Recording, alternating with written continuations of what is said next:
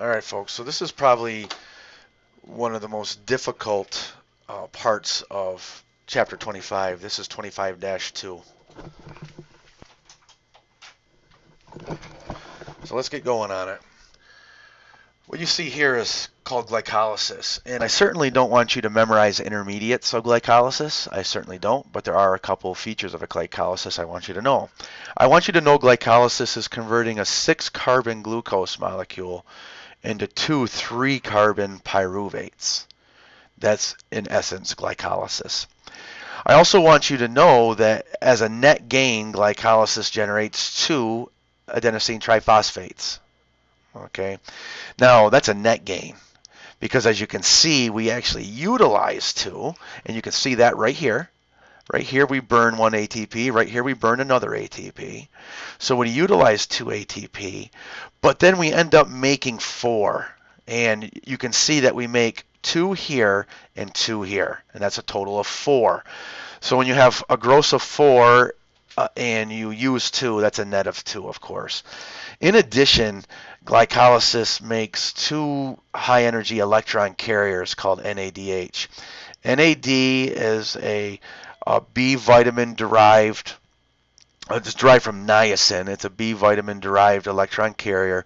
When it's in the oxidized state, it's NAD. When it's in the reduced state, it's NADH. NADH is in the reduced state. All right. So glycolysis generates 2 ATP net, and it makes 2 NADH. The 2 NADH later on, we'll use those electrons carried by NADH in the mitochondria, and we'll see what happens with those a little bit later. I don't want you to memorize all of the intermediates. The intermediates are all these molecules you see named here. But we're going to talk a lot about this guy right here because the enzyme at step 2, the enzyme right there called phosphofructokinase 2, it's called phosphofructokinase 2. It's a highly, highly controlled enzyme. And we're going to come to it and talk about how we control that enzyme. All right, so that's glycolysis in a nutshell. Before I go on, also notice that that glycolysis occurs in the cytosol. It doesn't occur in any kind of organelles. It's in the cytosol. Cells obtain energy during cellular respiration by oxidizing food molecules such as glucose.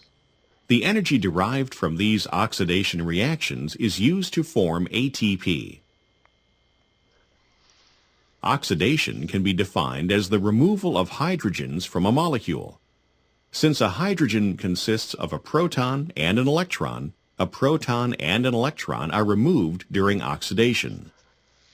Whenever a molecule is oxidized, hydrogens removed, another molecule must be reduced, hydrogens added to it.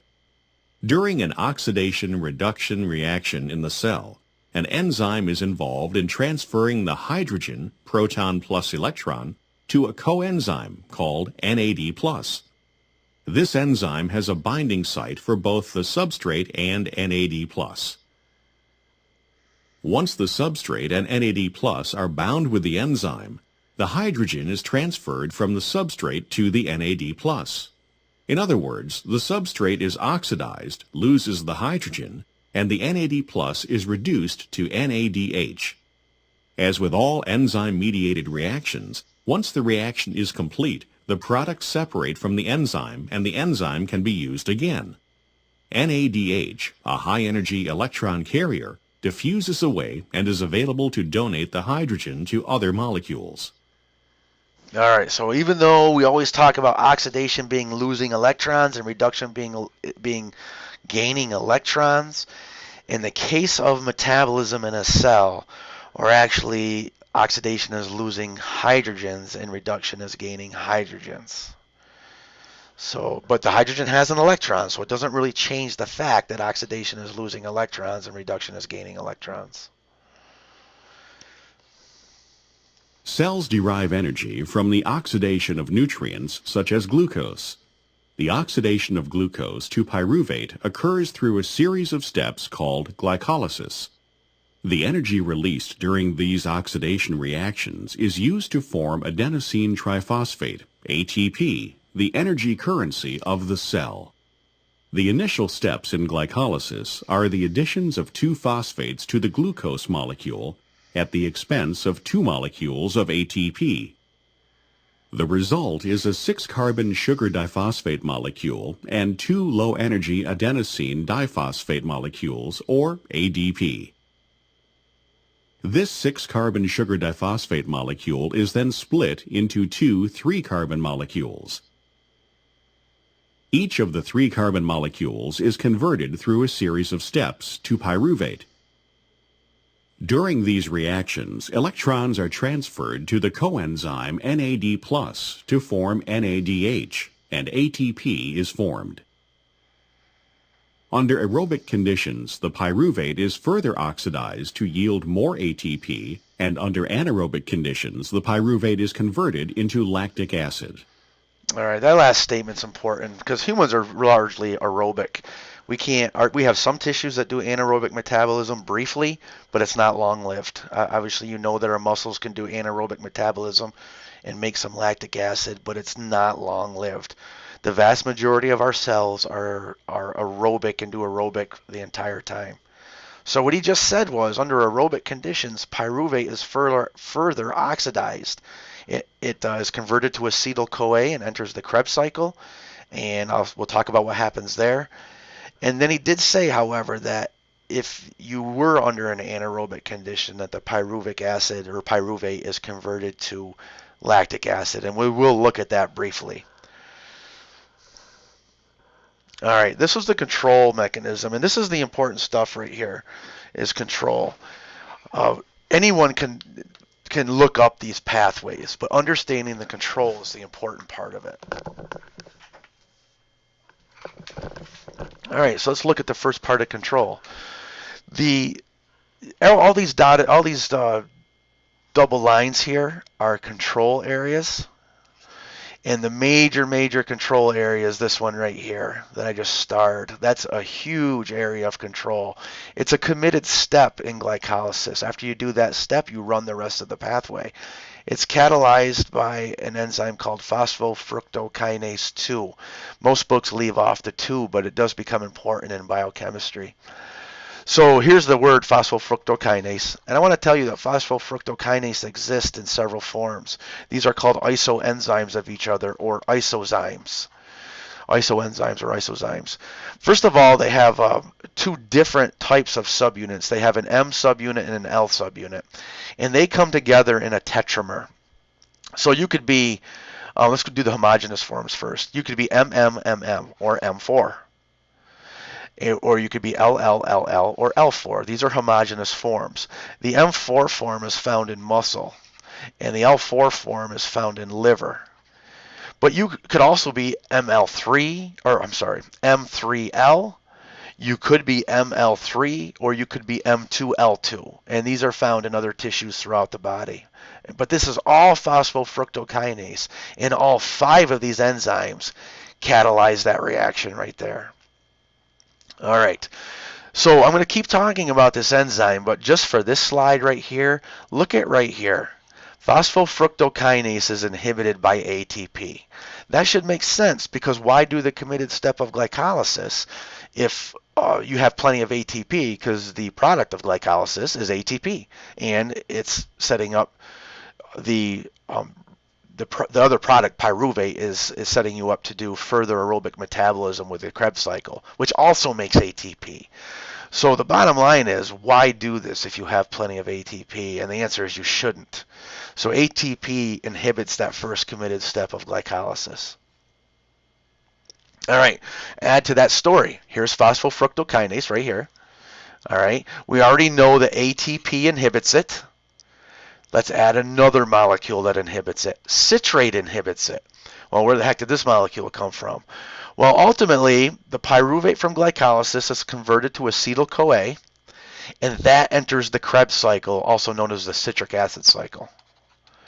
Well, one of the first intermediates of the Krebs cycle is citrate. If I'm running a lot of this Krebs cycle, I should have a lot of citrate. Well, citrate comes up here and inhibits phosphofructokinase. That makes sense, because the only way I have a lot of citrate is if I'm running a lot of the Krebs cycle and making a lot of ATP. And if I'm running a lot of the Krebs cycle and I have a lot of citrate, then it means I have a lot of acetyl-CoA, and it means I have a lot of pyruvate, and so on and so forth. So why keep running these things and saturating my cell with these intermediates? And the answer is you don't. As citrate increases in concentration, it turns around and inhibits phosphofructokinase. All right, so we talked about two molecules that inhibit phosphofructokinase. What about a molecule that stimulates it? And the answer is adenosine monophosphate stimulates phosphofructokinase. If you have a lot of AMP, then that means your ATP is low. All right, in fact, let me show you something.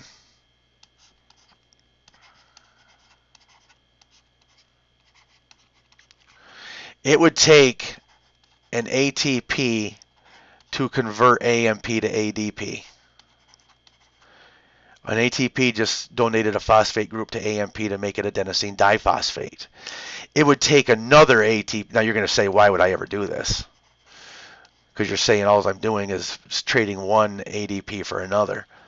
But it would take another ATP to convert this ADP to ATP. And you're right. Why would I swap this ADP for that ATP?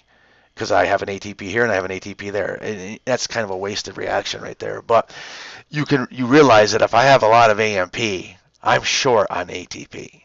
So AMP stimulates phosphofructokinase. All right, now this adds to it even some more, but this adds another step that I'm not ready to talk about too much yet, and that's gluconeogenesis. Gluconeogenesis are these up arrows. Follow the up arrows, all right? That's gluconeogenesis. It's not an exact reversal of glycolysis. It's almost an exact reversal of glycolysis, but down in here, it's not an exact reversal of glycolysis. You can see that these two steps right here are not found in glycolysis. So that's a deviation from being an exact reversal. All right, now let's just focus here.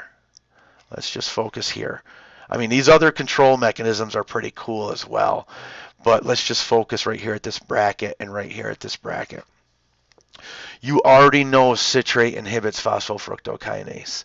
You already know ATP inhibits phosphofructokinase. You already know that adenosine monophosphate activates phosphofructokinase. So what you don't know is that fructose 2,6-bisphosphate, that is not an intermediate in glycolysis, but it's closely related to this. It's closely related to fructose 1,6-bisphosphate. Fructose 2,6-bisphosphate is an activator of phosphofructokinase. It activates it. That's the plus sign. Okay, so cool. It's an activator of glycolysis. Who cares? Well, I want to point something else out to you. Let me erase this stuff. If you just look at these two right here,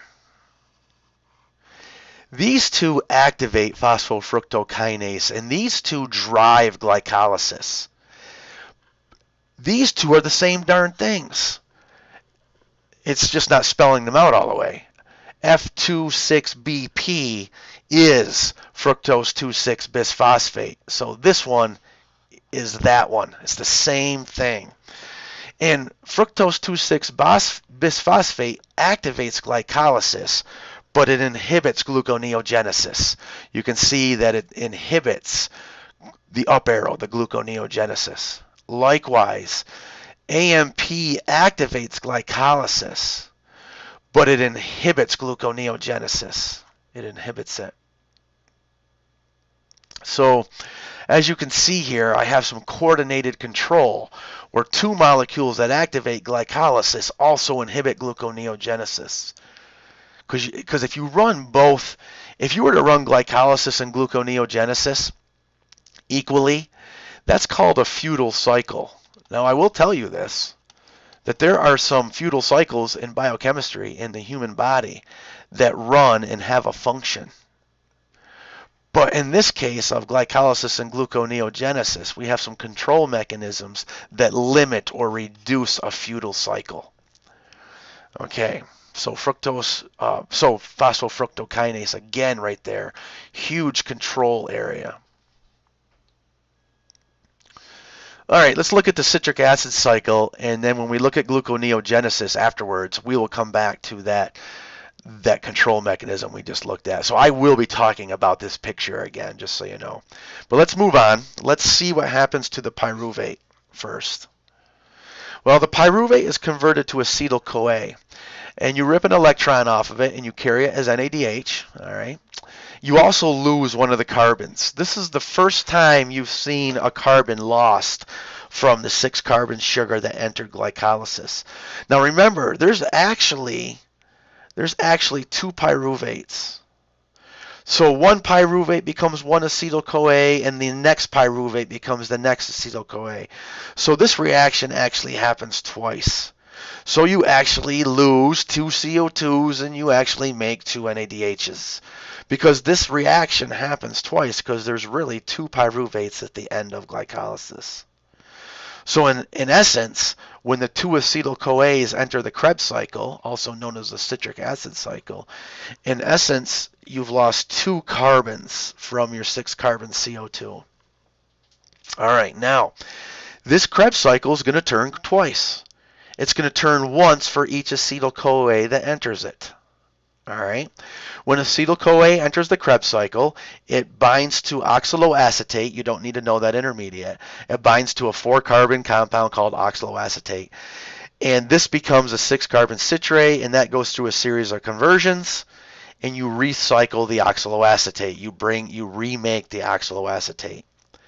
However, you've also lost a CO2 here and a CO2 here. And you've made 3 NADHs per turn of the cycle. Now that's per turn of the cycle. Another electron carrier, not as ubiquitous as NADH, but certainly quite important, is FADH2. That stands for flavin adenine dinucleotide. And I'll spell out adenine dinucleotide. FA nucleotide. Let me get the spelling first before I talk. So flavin adenine dinucleotide can exist in the oxidized form, FAD, or the reduced form, FADH2. All right, that's flavin adenine dinucleotide. The vitamin precursor that helps to make that is riboflavin. All right. And remember the NADH, the niacin vitamin, B vitamin niacin, helps to make nicotinamide adenine dinucleotide, nicotinamide.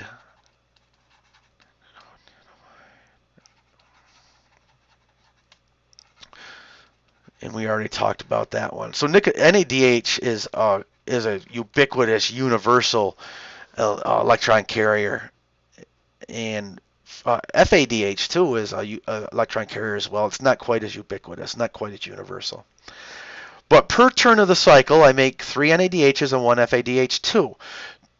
Per turn of the cycle, I make 1 ATP. Per turn of the cycle, I make a couple CO2s. But how many times does the cycle turn per glucose? And the answer is twice. Because per glucose, I make 2 pyruvates. Therefore, 2 pyruvates become 2 acetyl-CoAs. Therefore, I turn this cycle twice. So per glucose, I make 6 NADHs in the Krebs cycle, and I make 2 FADH2s in the Krebs cycle, and I make 2 ATPs from the Krebs cycle, and I make 4 CO2s from the Krebs cycle. Now, I actually have accounted for all my carbons. If I started with a 6-carbon sugar in glucose, and I run down to 2 pyruvates, I haven't lost any carbons yet. But each of these pyruvates is converted to acetyl-CoA, so I've made 2 CO2s. I have 4 carbons left if I'm counting where my carbons went from my 6-carbon sugar, because I just took away 2 right here. Now I turn this Krebs cycle twice. The first turn gives you 2 CO2s, and the second turn gives you 2 more CO2s. That's 4 carbons. I have 0 carbons left. All of my carbons from sugar are now CO2 by the time I turn the Krebs cycle twice. Where did all the electrons go? They're being carried as NADHs and FADH2. That's where they're being carried. All right, so that's the Krebs cycle. And again, you don't have to memorize intermediates. I do want you to know that this Krebs cycle happens inside the mitochondria. I want you to know that. I want you to know that you make a bunch of reduced electron carriers. All right. So this is showing you the names of the intermediates. Please do not memorize the names of these intermediates. I'll tell you something about coenzyme A. A couple more vitamins on your cereal box in the morning. Pantothenic acid is necessary to make coenzyme A, pantothenic acid. That's part of coenzyme A. And coenzyme A is needed to convert pyruvate to acetyl-CoA. So niacin is necessary for NADH. Riboflavin is necessary for FADH2. Pantothenic acid is necessary for coenzyme A. You can see that there. You can see another coenzyme A down here. All right.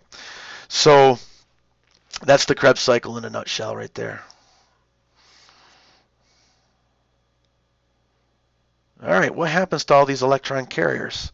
Well, these electron carriers are all sent to the electron transport chain or the electron transport system. Some people call it the electron transport chain. Some people call it the electron transport system. All right, so your book is calling it the electron transport system. During glycolysis, glucose is broken down to pyruvate. A 2-carbon fragment of pyruvate is used to form acetyl-CoA. The acetyl-CoA enters the Krebs cycle, which occurs in the mitochondrion. During the conversion of pyruvate to acetyl-CoA, carbon dioxide, CO2, is produced and a molecule of NADH is formed. The 2-carbon acetyl portion of the acetyl-CoA is transferred to a 4-carbon molecule, producing a 6-carbon compound. The CoA carrier molecule is released. Carbon dioxide is then released from the 6-carbon molecule, forming a 5-carbon compound. In this step, hydrogen is removed and transferred to NAD+ to form NADH. Next, a second oxidation and decarboxylation occurs. Again, NADH and carbon dioxide are produced. In addition, a molecule of ATP is produced. As a result of these reactions, a 4-carbon molecule is formed in the Krebs cycle. Finally, the 4-carbon molecule is further oxidized and the hydrogens that are removed are used to form NADH and FADH2. These reactions regenerate the 4-carbon molecule that initially reacts with acetyl-CoA. Each glucose molecule is broken down into 2 pyruvate molecules during glycolysis. Then each pyruvate is converted to acetyl-CoA, which enters the Krebs cycle. Thus, for each glucose molecule, the Krebs cycle must complete 2 circuits to completely break down the 2 pyruvate molecules. I don't know why it calls acetyl-CoA acetyl-CoA. It's coenzyme A. We can call it CoA. I guess it's not a big deal, but you can say acetyl-CoA or coenzyme A if you want to say the whole thing. This is pretty good video about Krebs cycle, and I like it that he doesn't name these intermediates. I mean, these intermediates have names, but he's saying 4-carbon, 6-carbon, 5-carbon, etc. But he does show you the oxidized NAD plus and the reduced NADH. He shows you the oxidized FAD and the reduced FADH2. So he shows you the electron carriers. He also shows you that the pyruvate comes from the cytoplasm, from glycolysis, and he shows you that the Krebs cycle takes place in the mitochondria. So that's, and just so you know, converting pyruvate to acetyl-CoA is called the linking step, or sometimes the transition step. That occurs in the mitochondria as well. The pyruvate enters the mitochondria and then is converted to acetyl-CoA, and then acetyl-CoA enters the Krebs cycle. All right, what happens to these electron carriers? Because, we've made very few ATP, really. You made a net of 2 ATP in glycolysis, and you made a net of 2 ATP, well, not a net, a total of 2 ATP in Krebs cycle. So you really only made 4 ATP so far. That's all you've made through all of this. But you got a ton of electron carriers. Well, not literally a ton. It doesn't weigh a ton. But you have, remember, you have 2 NADHs from glycolysis. Let's just put them down here. You have 2 NADHs from glycolysis. All right, they're from glycolysis. You have two NADHs from the linking step or the transition step. Transition, we'll call it. You have six NA, and by the way, one per step, but you converted both pyruvates to two acetyl-CoAs, so you made two total. You have six NADHs from Krebs cycle. You have two FADH2s from the Krebs cycle. So these are all the electron carriers you have. You have 6, 7, 8. You have 10 NADHs and you have two FADH2s. All right. So what happens to these guys? Well, they dump their electrons off on the electron transport chain. And again, please don't memorize these intermediates. FMN stands for flavin mononucleotide. CoQ stands for ubiquinone. That's what it stands for. Coenzyme quinone. Ubiquinone. You probably have heard this on TV recently on commercials. So coenzyme Q is ubiquinone. Cytochrome B, cytochrome C, cytochrome A, cytochrome A3. Don't memorize these intermediates. But here's the deal. All of these electron carriers dump their electrons off onto this electron transport chain. Now, as a general rule, an NADH is worth 3 ATP. Some books say 2.5. I'm going to round up. An FADH2 is worth 2 ATP. Some books say 1.5. I'm going to round it up to 2. Why? Why would that be? Well, think of this electron transport chain as a staircase. Think of the electrons as balls bouncing down the staircase. NADH starts its ball on top of the stairs and the ball bounces all the way down the stairs. That's a lot of energy.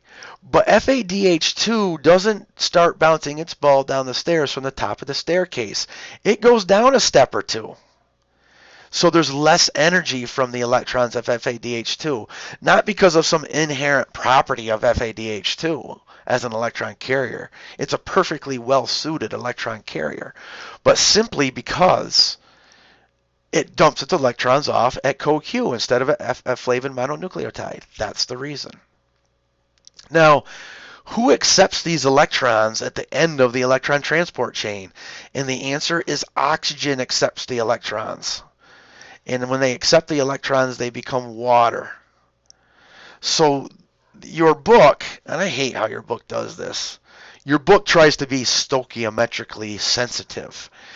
And being stoichiometrically sensitive means that it gives you 1 O of O2, and it gives you 2 protons to give H2O. But the reality is, you should have given you O2 and 4 protons and made 2 waters. I hate how your book does that. And by the way, this would be 4 electrons here, just so you know. So oxygen accepts these electrons, and along with the protons, it is reduced. Oxygen is reduced to water. This is why you breathe. Why do you breathe? So oxygen can accept the electrons at the end of the electron transport chain. That's why you breathe. That's the only reason why you breathe. There's no other reason for you to breathe. All right. That's the electron transport chain. But I have a problem. I haven't made any ATP yet. How the heck can I do all of this, all of these electrons flowing down the electron transport chain, and I haven't made any ATP yet? All right. Well, let's make some ATP. What happens, by the way, this is the electron transport chain when it's not drawn as a staircase anymore, because in reality it's not like a staircase. But let me just tell you what's going on.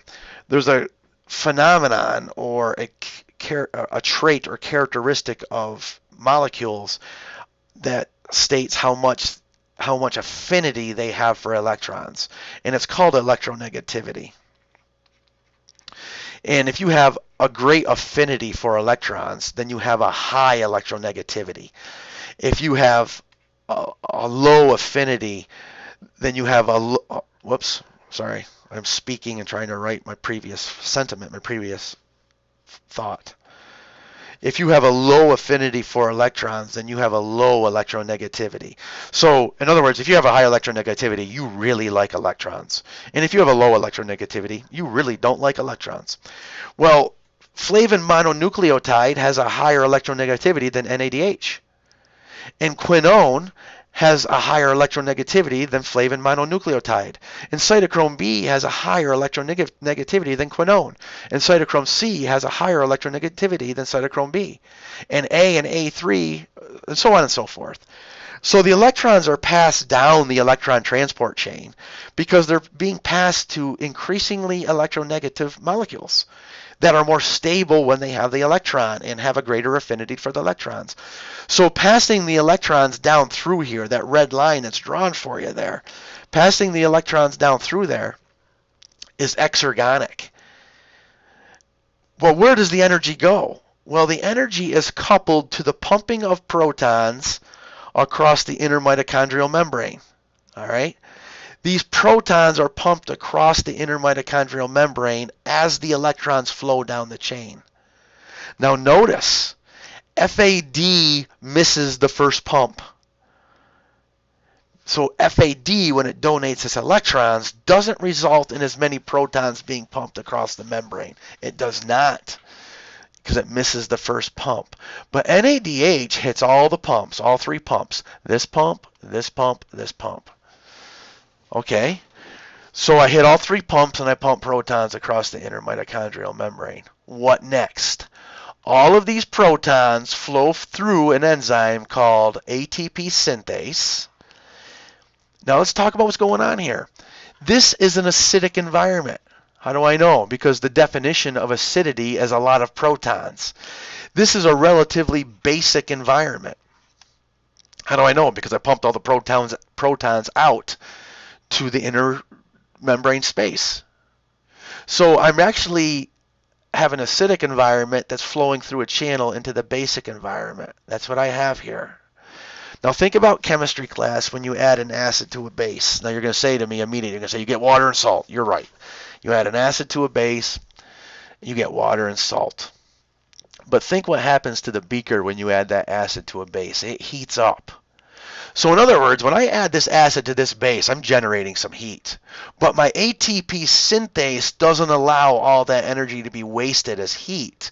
What it does is it couples some of that energy to the phosphorylation of ADP into ATP. That's what it does. It couples the phosphorylation of ADP into ATP. Now, just so you know, the phosphorylation of ADP to ATP is very endergonic. It requires a lot of energy. All right, but where does that energy come from? The proton gradient. The proton gradient is being dissipated. The protons are flowing from a high concentration to a low concentration. So that proton gradient is being dissipated. And that's the energy for phosphorylating ADP into ATP. All right, ATP synthase does that for us. All right, I'll just give you a second to look at that. I'm gathering my thoughts here.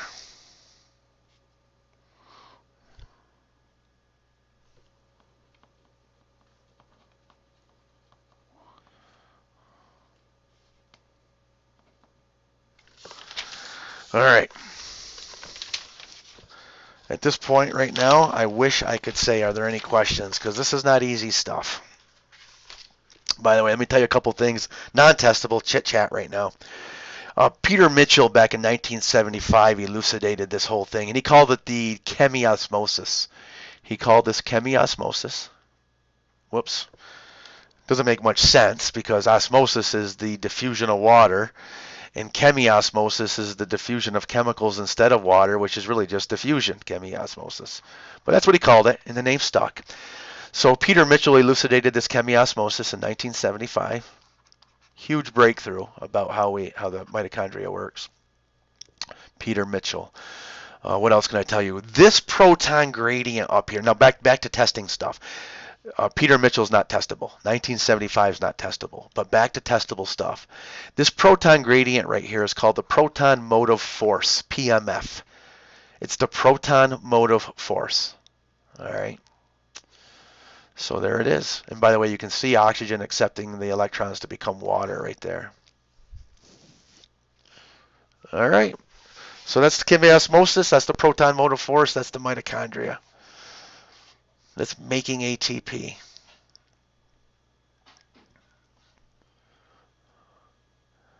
Okay, that's the staircase image of the electron transport chain, and that's the reality of the image of the electron transport chain.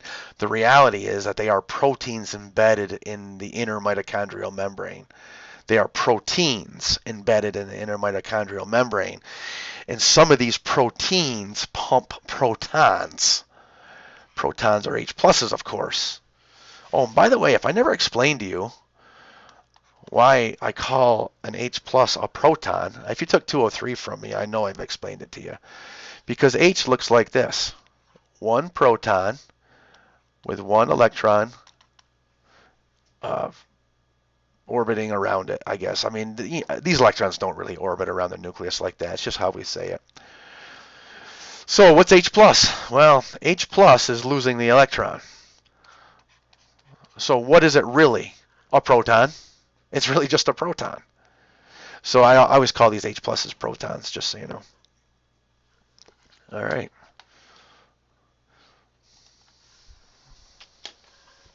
When glucose is oxidized during glycolysis and the Krebs cycle, the coenzymes NAD plus and FAD are reduced to NADH plus H plus and FADH2. In the mitochondria, the electrons from NADH plus H plus are transferred to the electron carrier proteins, and the protons are transferred across the membrane. As the electrons move from cytochrome to cytochrome down the electron transport chain, more protons are carried across the membrane. Cytochrome C transfers electrons to the cytochrome C oxidase complex. Protons are also transferred to the outside of the membrane by the cytochrome C oxidase complex.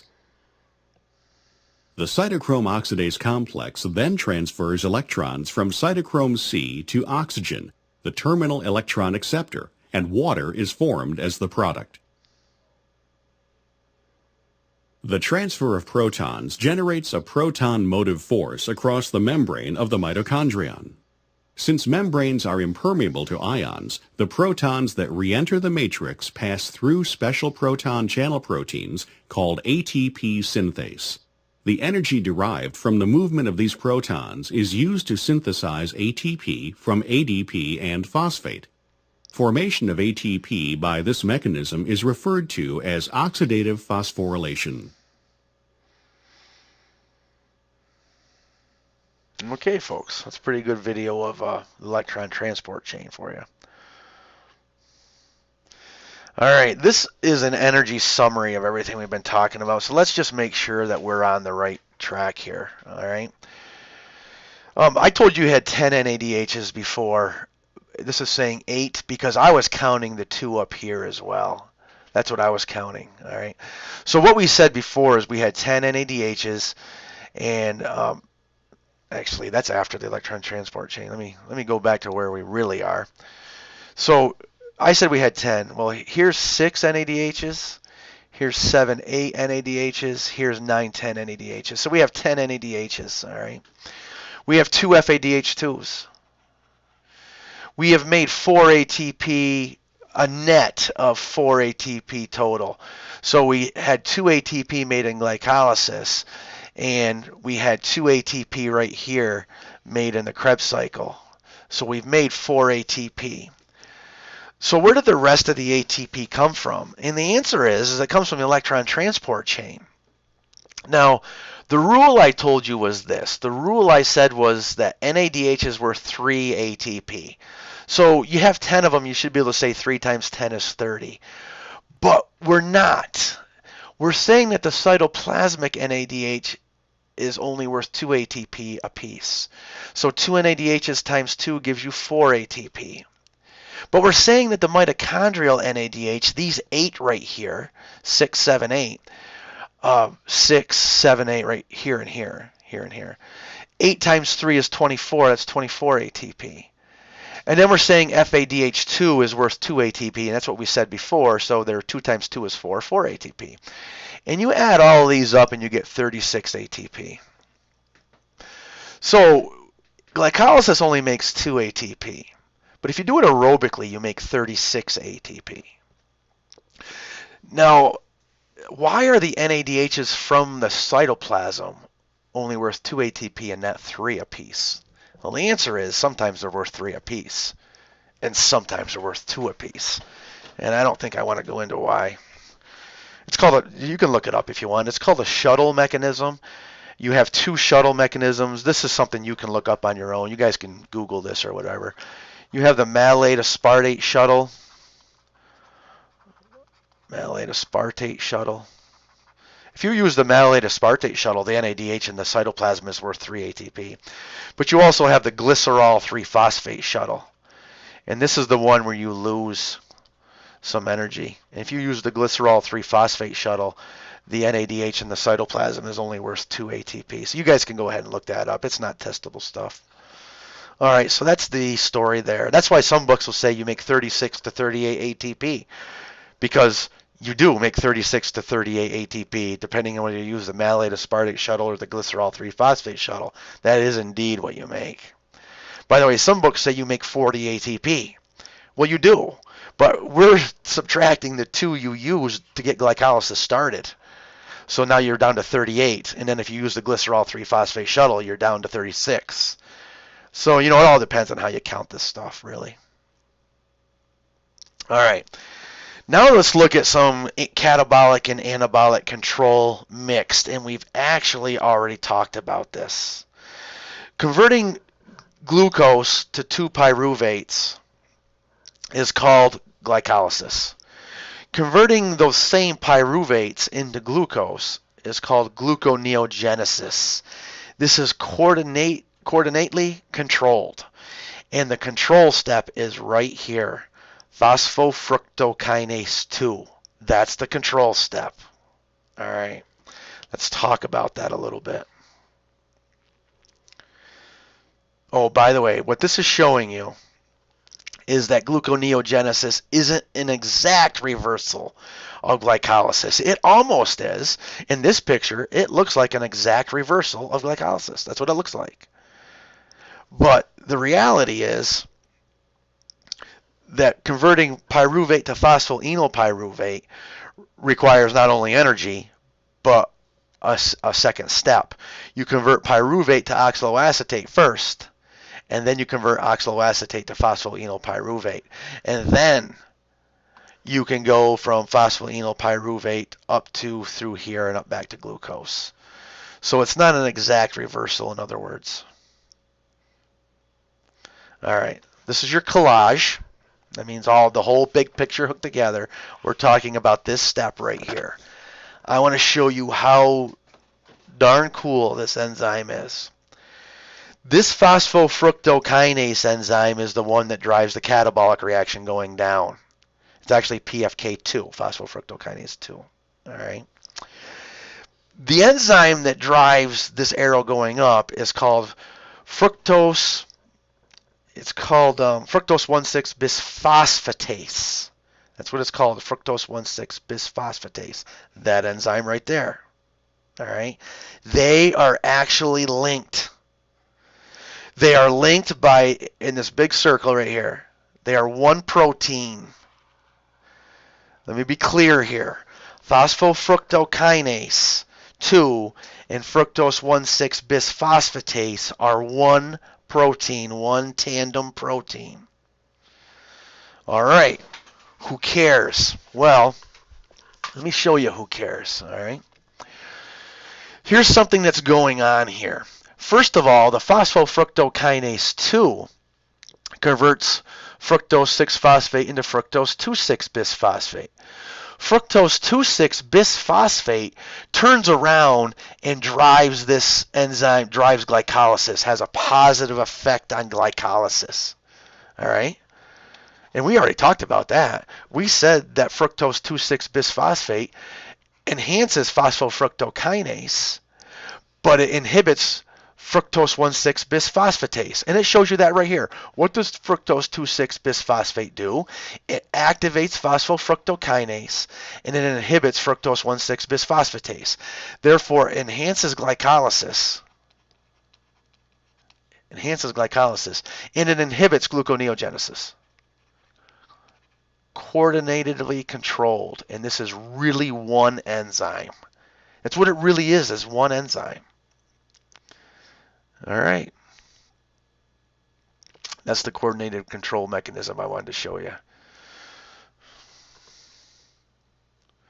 All right, let's talk about some other coordinatedly controlled enzymes, and this is pretty cool. If you have excess glucose, so you have high amounts of glucose, you convert that to glycogen. However, if you have low glucose, glycogen is converted to a whole bunch of glucoses. So it depends on how much glucose you have. I mean, glycogen is thousands of glucoses. The enzyme that converts glycogen to glucoses is called phosphorylase, or glycogen phosphorylase. It's called glycogen phosphorylase. There's actually two versions of it, phosphorylase A and phosphorylase B. Phosphorylase A is the more active. It's about 25 to 50% more active, so more active. I'm not saying that phosphorylase B doesn't work. It works, but it's less active. But they both break down glycogen. All right. Now watch what happens here. First of all, both phosphorylase A and phosphorylase B can exist in the taut form, and that's inactive. Taut. T is taut. All right. Whoops. Sorry. And then the taut form can be converted to the relaxed form, which is active. Relaxed form is active. All right, who cares? Look at this control. First of all, unless you phosphorylate, first of all, only the taut form can be allosterically modified. The relaxed form can't be allosterically modified. Can't be, oh, wait a minute, I'm sorry. Only the taut form can be covalently modified. Only the taut form can be covalently modified. That means a covalent bond made with it, like this phosphorylation. All right. The relaxed form can't be covalently modified. That's why you see no arrows between relaxed phosphorylase B and relaxed phosphorylase A, because you can't do it to them. All right. In the taut form, I can covalently modify phosphorylase B into phosphorylase A. So this is B and this is A. How do I covalently modify it? Phosphorylate it. Phosphorylase kinase phosphorylates it, and I give it some phosphate groups. This is the more active form. Think A for active. And now after I have this more active phosphorylase A form, I can allosterically control it. And what do I mean by that? Well, if I have lots and lots of glucose, if I have high glucose, I don't relax my phosphorylase A and it's not active. That should make sense to you. Why break down glycogen if you already have a ton of glucose? So if you have a lot of glucose, it drives the phosphorylase A to stay in the taut form. Good. I don't want the relaxed form of phosphorylase A. I already got tons of glucoses. All right. So if I have tons of glucoses, my phosphorylase A stays in the taut form. I get tons of taut phosphorylase A, which drives the reaction this way, and a phosphatase dephosphorylates it, and I get taut phosphorylase B. I get tons of taut phosphorylase B. And phosphorylase B can be allosterically controlled. For example, if I have a high AMP, it drives the reaction to relax phosphorylase B, and I do break down glycogen into glucose and burn the glucoses and make ATP. But phosphorylase B is a weak hydrolytic enzyme of glycogen. So if I have high glucose but high AMP, yeah, I'm going to start burning some glucoses and make ATP. But I'm not going to break down tons of glycogen because phosphorylase B is less active than phosphorylase A. And you're probably starting to see the nuances and the subtlety of this control mechanism. On the flip side of the coin, if I have a lot of ATP or glucose 6-phosphate, then what I want to do is make glycogen, not break it down, because I have tons of glucose 6-phosphate. I might as well make glycogen. So that favors making taut phosphorylase B. And I don't break down the glycogen at all, and I actually probably make glycogen. Well, who makes glycogen? Glycogen synthase. Glycogen synthase makes glycogen. All right. Well, is glycogen synthase and glycogen phosphorylase coordinately controlled? Absolutely. They are coordinately controlled. I make more active phosphorylase when I phosphorylate it. Let me see where I can show you this here. When phosphorylase is phosphorylated, it's more active. But when glycogen synthase B is phosphorylated, it's less active. So if I have a hormone that turns on the phosphorylation of these two enzymes, I make my phosphorylase more active and my glycogen synthase less active. Good. I'm breaking down glycogen and not making it. I'm preventing a futile cycle. However, if I have a hormone that turns on the phosphatase enzyme and I dephosphorylate these, then I dephosphorylase and that becomes less active. But I dephosphorylate glycogen synthase and that becomes more active. Now I don't break down the glycogen and I actually make the glycogen. So you can see that this phosphorylation is a trigger or a coordinately control mechanism where if I phosphorylate both enzymes, phosphorylase becomes more active, I break down glycogen, glycogen synthase becomes less active, I don't make glycogen. Whereas, if I have a hormone that turns on the phosphatase, I chop off the phosphates, my phosphorylase becomes less active and my synthase becomes more active. Coordinately controlled. And there's small little nuances in this coordinately controlled mechanism as well. All right, I keep saying that these hormones do this. Look at epinephrine. Epinephrine binds its receptor, activates a G protein, turns on adenylate cyclase, makes cyclic AMP, activates some enzymes like this kinase. All right. Now, what happens with the cyclic AMP dependent protein kinase? All right, what it does is it phosphorylates glycogen synthase, but that's less active. All right. It also phosphorylates glycogen phosphorylase. Right here. That's more active. So, in other words, epinephrine turns off glycogen synthesis and turns on glycogen degradation or glycogenolysis. Good, because I want to break down glycogen and have a lot of energy when my epinephrine or adrenaline is increased. So you can see that a hormone will start this coordinately controlled mechanism. And that's pretty darn cool. All right, what's going on here? Glucagon, whoops. Let's talk. I actually don't know what's going on with this picture, but let's talk through it. All right. Glucagon binds its receptor. I activate a G protein. I turn on adenylate cyclase. I make cyclic AMP. Cyclic AMP activates an enzyme. Now I have an active cyclic AMP dependent protein kinase. All right. What does this cyclic AMP dependent protein kinase do? What it does is it phosphorylates phosphofructokinase 2. It phosphorylates it. Phosphorylated phosphofructokinase 2 is less active. All right. If I have a less active phosphofructokinase 2, I have less amount of fructose 2,6-bisphosphate. That means I'm not going to run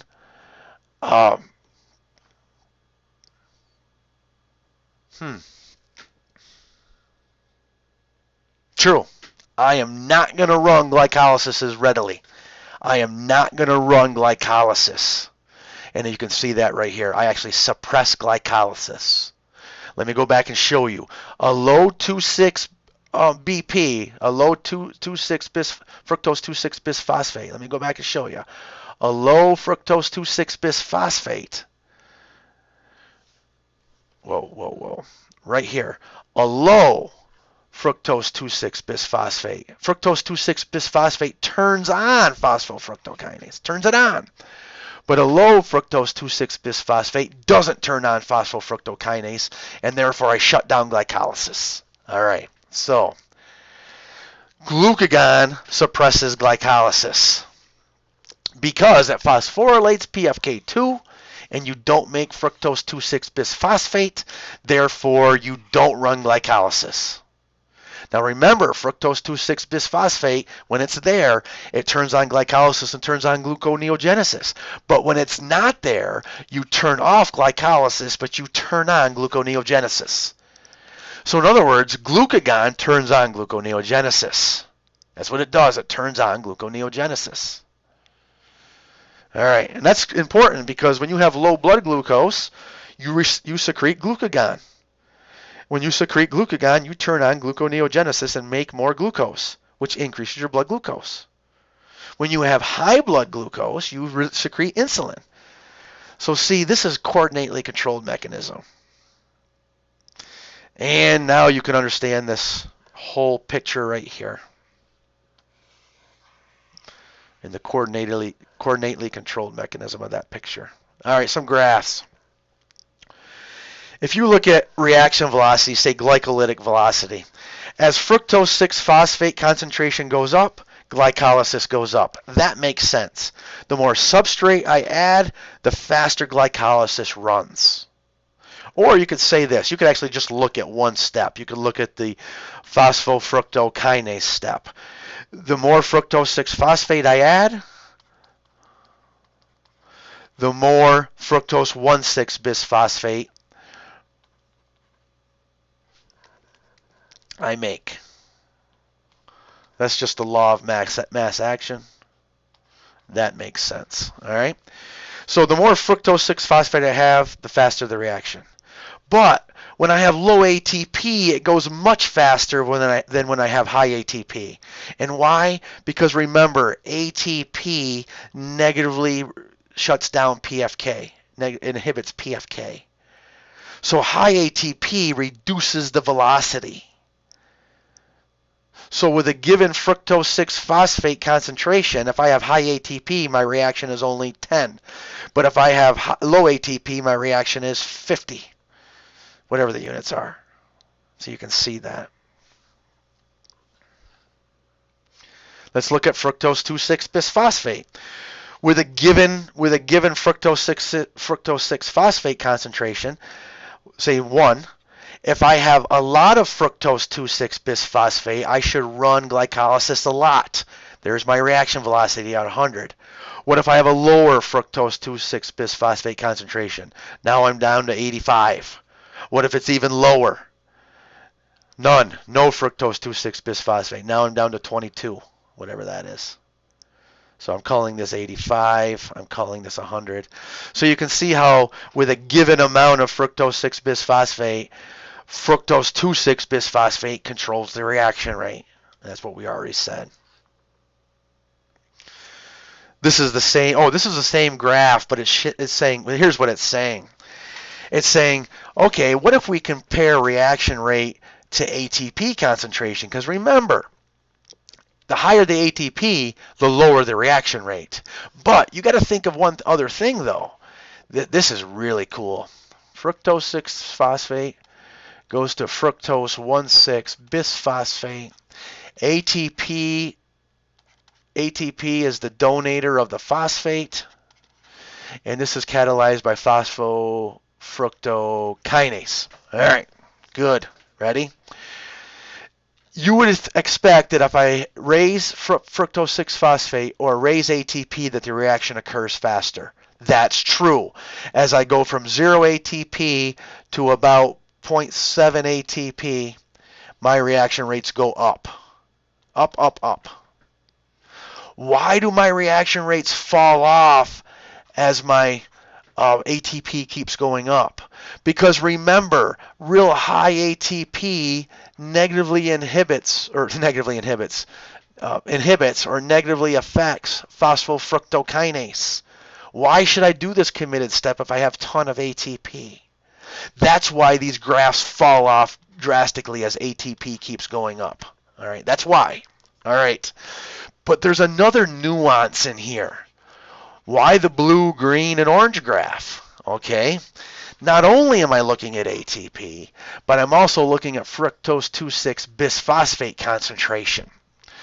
Now, the higher the fructose 2,6-bisphosphate concentration, the higher that concentration, the more the phosphofructokinase activity is, and the faster I run glycolysis. As you can see here. Now, let's look at ATP concentrations where ATP is actually excitatory, stimulates this reaction, because after a certain concentration, it inhibits it. So let's look from 0 to 0.7. If I have no fructose 2,6-bisphosphate, I have the blue graph. I don't go as high because fructose 2,6-bisphosphate is not there to enhance the reaction. If I have 0.1 micromolars, I have the green graph, and I go higher than the blue graph, but not as high as the orange graph. And if I have 1 micromolar of my activator, I do the orange graph, and I have a great deal of, I have a fast reaction. So, those are the nuances and the fine-tuning of control of metabolism. It's not as simple as negative feedback, turn it on and turn it off. There's all of these fine-tuning and actually something we call quorum sensing, and there's epinephrine and glucagon activities that turn on these phosphorylase and phosphatase enzymes. So hopefully you get a new sense of, a new appreciation for the control mechanism of metabolism.